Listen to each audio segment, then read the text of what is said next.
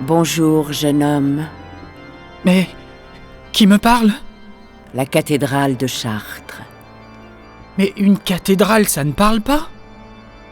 Et pourquoi pas? Ne t'a-t-on jamais dit que les murs avaient des oreilles? Alors s'ils ont des oreilles, pourquoi pas une bouche? En plus, j'ai plein d'histoires à te raconter. Allez, viens, n'aie pas peur. C'est-à-dire que mes parents m'attendent. Je n'ai pas beaucoup de temps. Le temps, vous n'avez que ce mot-là à la bouche, vous autres. Moi, j'en ai vu passer des siècles. Tel que tu me vois aujourd'hui, j'ai 800 ans. Je ne les fais pas.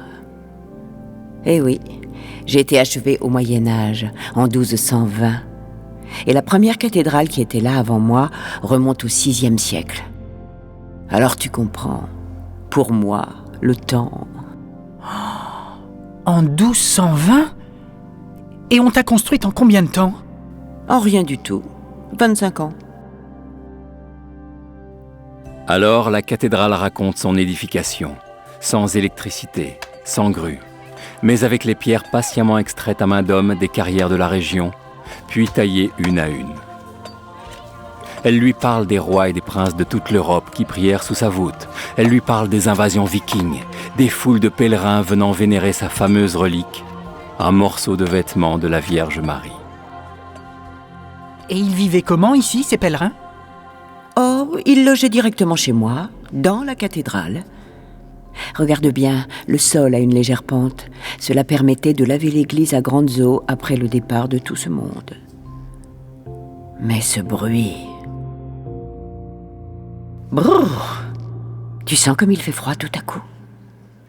Nous sommes le 27 février 1594. Et regarde bien, l'homme barbu, là-bas, qui s'agenouille devant l'évêque. Tu le vois? Le costaud avec le grand manteau? Oui, c'est Henri IV. Il se fait sacrer ici roi de France. Il était protestant et il vient de se convertir au catholicisme pour devenir roi.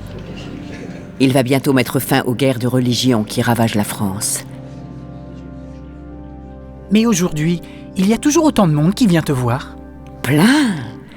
Des touristes du monde entier viennent admirer mon élégance et des pèlerins traversent à pied les riches plaines venteuses de la Beauce pour enfin voir mes flèches avant de prier en mon sein.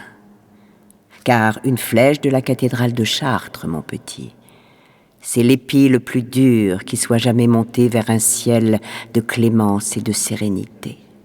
Oh, c'est joli ça. C'est pas de moi, c'est de Charles Péguy, le grand poète orléanais. Mais je n'ai pas que mes flèches, je suis aussi célèbre pour mes vitraux. Ah, tes fenêtres multicolores, ce sont des vitraux. Oui, et c'est d'imaginer. Au XIIIe siècle, la plupart des gens ne savent pas lire. Il y avait alors mes fenêtres basses pour raconter des histoires ou des récits tirés de la Bible, mes fenêtres hautes pour présenter des figures de saints, et mes 3 grandes roses pour proclamer la gloire du Christ et de la Vierge. Et beaucoup de vitraux qui chantent aussi la gloire des métiers des bâtisseurs. Pas mal. BD et télé. Et caté. Eh oui. Ah, si tu savais comme c'est rare une collection pareille de vitraux du XIIIe siècle. Et toi, c'est quoi tes couleurs préférées dans ton livre de vers? J'aime le jaune, le rouge chaleureux, le vert, c'est reposant. Et surtout le bleu, mon fameux bleu de Chartres. Il est unique au monde. Mais il est tard, mon enfant. Rentre, tes parents vont s'inquiéter. Et remercie les hommes de ton temps. Les hommes de mon temps? Mais pourquoi? Parce que les hommes d'aujourd'hui me restaurent toujours. Chaque année, ils nettoient mes parures de verre. Alors, grâce à eux, lorsque le ciel m'envoie sa lumière, mes vitraux, brillants de 1000 feux, se révèlent. Ils éclairent au cœur de la ville, au cœur de la Beauce, pèlerins et visiteurs. Au revoir, petit. Au revoir, Madame la cathédrale de Chartres.